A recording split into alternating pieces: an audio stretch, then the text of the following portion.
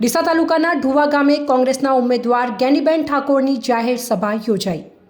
લોકસભાની ચૂંટણીમાં કોંગ્રેસના ઉમેદવાર જ્ઞાનીબેન ઠાકોરે ગામડે ગામડે ફરી ચૂંટણી પ્રચારને વેગવટો બનાવી રહ્યા છે અને બનાસકાંઠા જિલ્લામાંથી કોંગ્રેસના ઉમેદવાર જ્ઞાનીબેન ઠાકોરને જનસમર્થન મળી રહ્યું છે। ત્યારે કોંગ્રેસ પક્ષના આગેવાનો અને હોદ્દેદારોએ ચૂંટણી પ્રચાર ઝુંબેશ પૂરજોશમાં ચાલુ કરી દીધી છે, જેના ભાગરૂપે આજે ડીસા તાલુકાના ઢુવા ગામે જાહેર સભા યોજાઈ હતી, જેમાં કોંગ્રેસના આગેવાનો ભાજપ સરકાર પર આકરા પ્રહારો કર્યા હતા।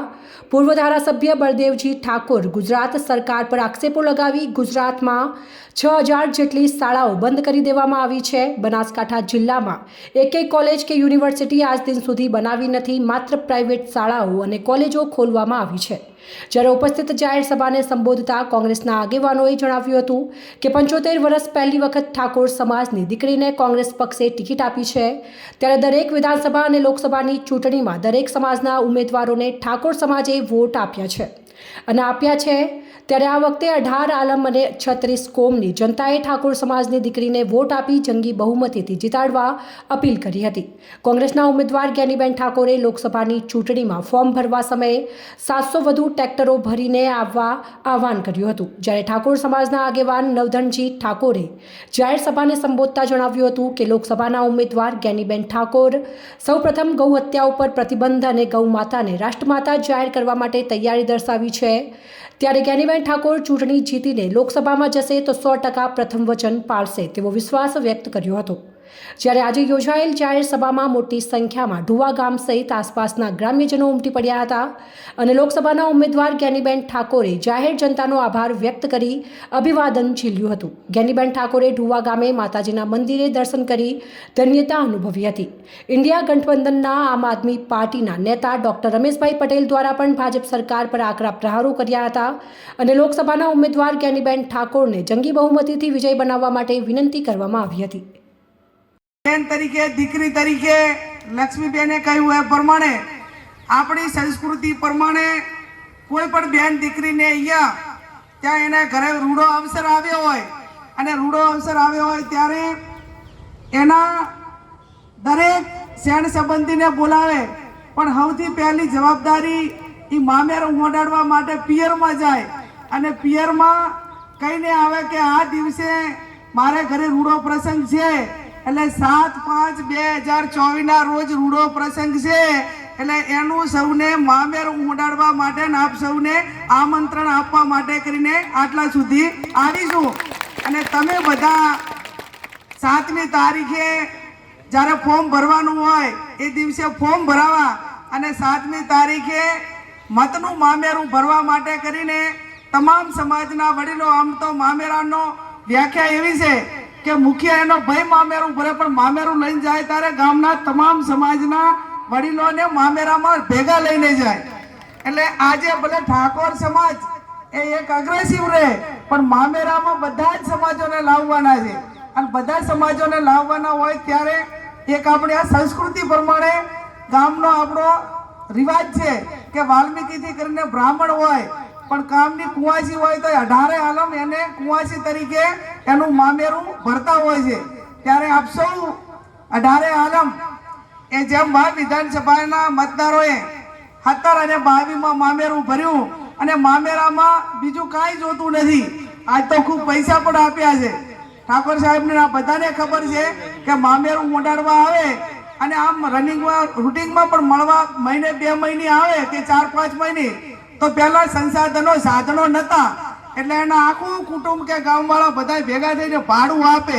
એટલે આજે આધુનિક જમાનામાં આખો દાડો ગાડીને ડીઝલ ચાલે ને એટલું ભાડું પણ આપ્યું છે, એટલે ખૂબ રાજીપો છે।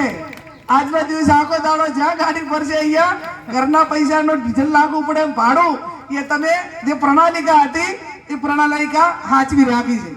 ત્યારે આપ સૌ તમામ સમાજો હળી મળીને આ ટિકિટ એ તમને બધાને ધ્યાનમાં રાખીને આપી છે। તમામ સમાજોને પહેલાં ભૂતકાળની અંદર અનેકને કોંગ્રેસે ટિકિટ આપી, આ પહેલી વખત મહિલા ઠાકોર સમાજને આપી છે। એનું જવાબદારીપૂર્વક તમામ સમાજ પાસે જજો। 18 આલમની જરૂર છે અને આવનાર સમયની અંદર તમામ ચૂંટણીઓમાં એ ઠાકોર સમાજ આજે તમે મત લેવા રવાના છો તો આવનાર સમયની અંદર તમામ ચૂંટણીઓમાં બીજા સમાજોને મદદ કરવાની જવાબદારી પણ ઠાકોર સમાજના સિરે આવવાની છે અને બીજા સમાજના મદદ માટે આપણે ખભે ખભો મિલાવીને આ ચૂંટણી એક શાંતિમય વાતાવરણની અંદર ભાઈચારાની ભાવના સાથે પૂરી થાય એ સ્થિતિનું નિર્માણ પણ આપ સૌ કરજો. અહીંયા ઉપસ્થિત સર્વ સમાજના વડીલો, આગેવાનો, મારા યુવાન દોસ્તો, માતાઓ, બહેનો અને નાના બાળકો સૌને નવગણથી ઠાકોરના જાજા રામ રામ.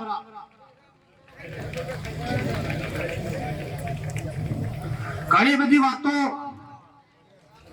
વક્તાઓ કરવાના પણ ગેનીબેન ઠાકોર એ આપણા ઠાકોર સમાજના ઉમેદવાર છે અને એમની સાથે સમર્થનમાં સર્વ સમાજના આગેવાનો જે જોડાયેલા છે આપણા મહેમાન છે. અને બનાસકાંઠાની અંદર આ ચૂંટણીની અંદર ઠાકોર સમાજ ઘરધણી છે અને એમને સહયોગ આપનારા મહેમાન છે. એટલે મારા સમાજને હું નમ્ર અપીલ કરું છું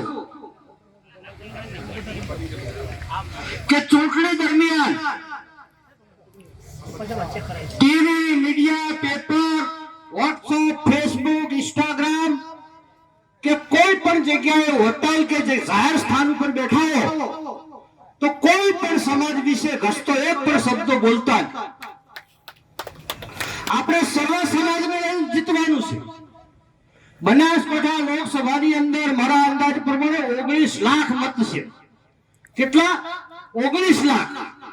અને 19 લાખની અંદર આપણું મતદાન કદાચ 4 લાખ હશે તો બાકીના જે 15 લાખ સમાજો વધી છે એ સમાજનો આપણે સાથ અને સહકાર લેવાનો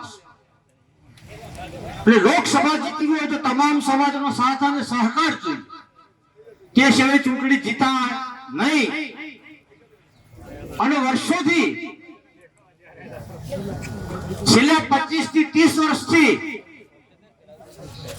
જ્યારે બનાસકાંઠાની અંદર કોઈ પણ હું જાહેર કાર્યક્રમમાં આવતો, જાહેર પ્રોગ્રામમાં આવતો તો મારું એક સપનું હતું કે બનાસકાંઠા જિલ્લાની અંદર લોકસભાની અંદર પ્રથમ મતદાર ગુજરાતમાં ઠાકોર સમાજ છે. અને છતાં કોઈ પણ પાર્ટી એકવાર આ સમાજને ટિકિટ આપતી નથી. એટલે મા અંબાના આશીર્વાદથી, સદારામ બાપુની દયાથી આ 2024 ની લોકસભાની અંદર ઠાકોર સમાજની દીકરીને કોંગ્રેસ પાર્ટીએ ટિકિટ આપી. એટલે ભારત દેશ આઝાદ થયો એટલે પહેલી વાર તમારો બનાસકાંઠામાં સપનું સાકાર થાય સંસદમાં જવા.